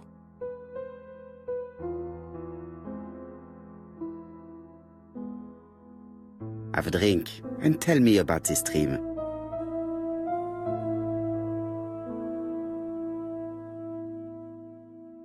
It's always the same.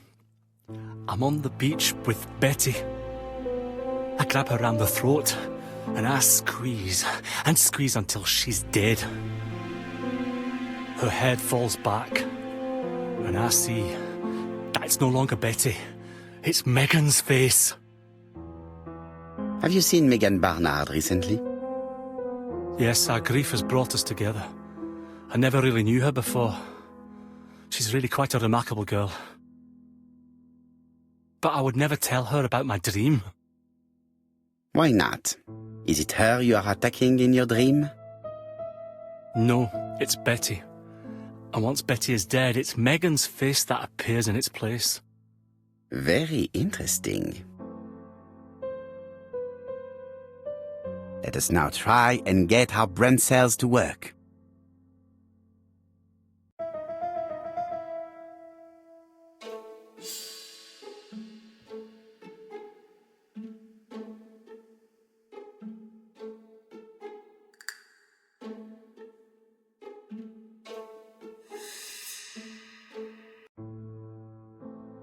Mr. Fraser, I think that the real meaning of this dream is that you are in love with Megan Barnard. Please go on. Do. This dream certainly betrays your guilt. Oh. But what do you feel guilty about? Having killed your fiancée? Possible. Or forgetting her very quickly for her sister? Certainly. And this forgetting is perceived as a second death. So you don't really think I was the one who killed Betty? I do not exclude this theory. I am simply saying that I do not need to know that fact to explain your dream and your guilt. Thank you for being frank, Mr. Poirot. You've helped me a great deal. I'm going back to Bexhill. I'll not take any more of your time up. It is late, Mr. Fraser, and you are tired. I'll sleep on the train. I like trains. It's easy to sleep rocked by the sound of the wheels. Poor boy, he seems completely lost. Well, women seem to like him. I think Megan will take care of him. Oh, I remember. Did you order the product I needed? Yes, we'll be receiving it tomorrow. Bien, it is late, and I asked Miss Gray to come tomorrow morning. I have a few questions I wish to ask her.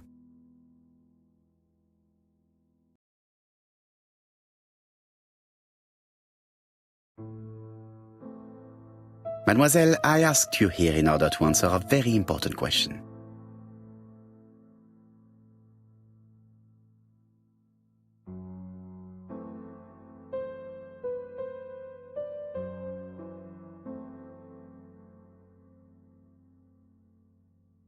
Am I right in thinking you said that you did not speak to anyone on the day Sir Carmichael was murdered? It's the absolute truth. Yet, Lady Clark maintained that she saw you talking to a stranger on the front doorstep. Really? She must have been mistaken. Oh, I remember now. I'd forgotten all about it, but it wasn't important. It was just a salesman. One of those traders who sell stockings from door to door. Can you describe him to me? Medium size, glasses, dark suit and a felt hat. Not the sort of man you notice. Completely harmless. That's why I forgot all about him. Nothing else?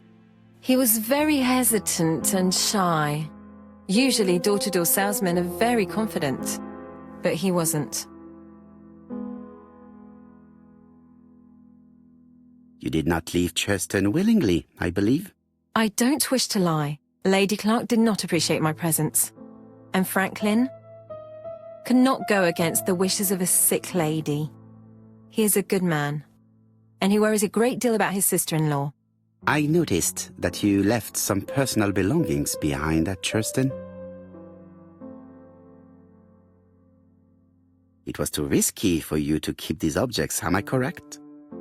Risky? What was the risk? You know very well what Lady Clark might have said if you had kept these objects. Indeed. These objects were gifts. But Lady Clark would have been convinced that I'd stolen them. By returning them, I put an end to such evil gossip. Bien. I must ask you one last question. Please reply frankly with either yes or no. If Lady Clark had died, would you have agreed to marry Sir Carmichael if he'd ask you? How dare you ask such a question? Sir Carmichael treated me just like his daughter. And all that I ever felt him was affection and gratitude, nothing else. Thank you, mademoiselle. I will not keep you any longer.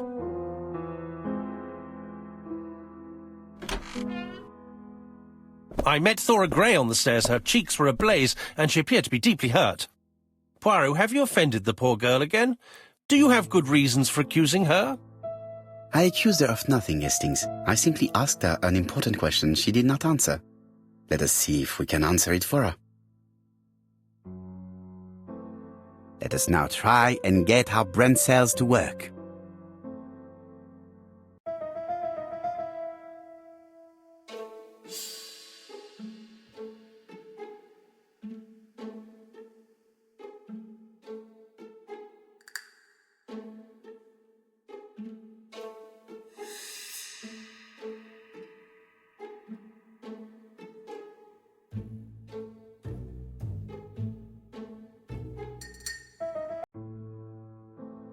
You must know how to read between the lines, Hastings.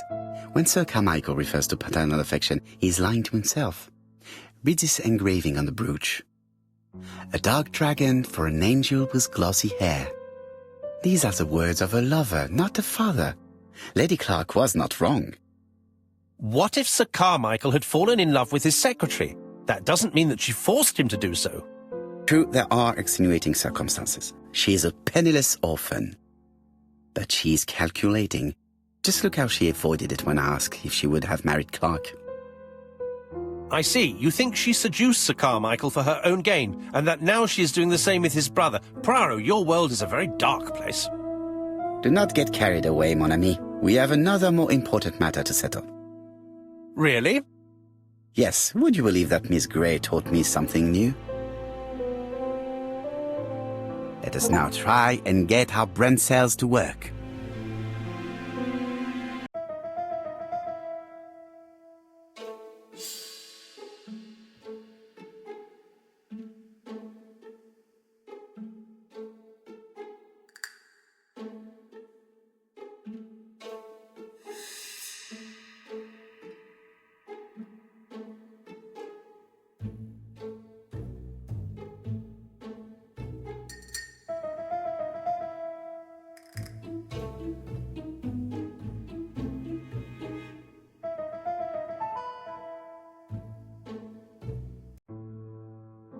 It's perfectly clear, Hastings, perfectly clear. Indeed, a stocking seller visited Andover, Bexhill and Churston on the day of each murder. We have our suspect. This should be of interest to Job.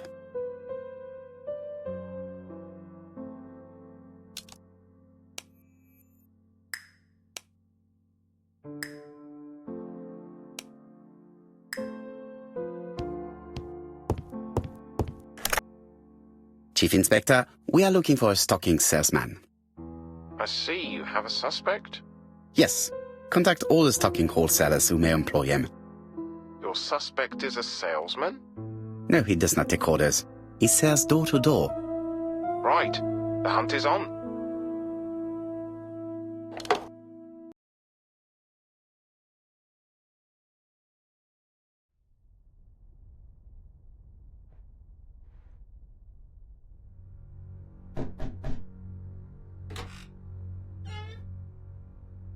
Are you leaving, Mr. Cust? Yes, I'm going to Cheltenham. You shouldn't travel today. You don't look very well. I have to. I have engagements. I must respect them.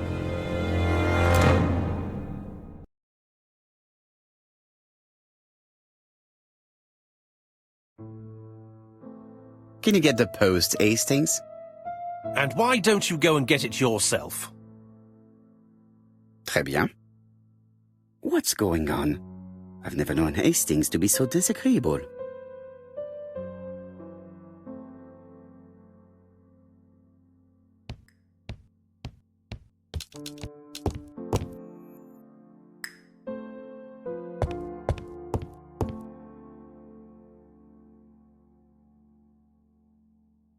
Poor Mr. Poirot.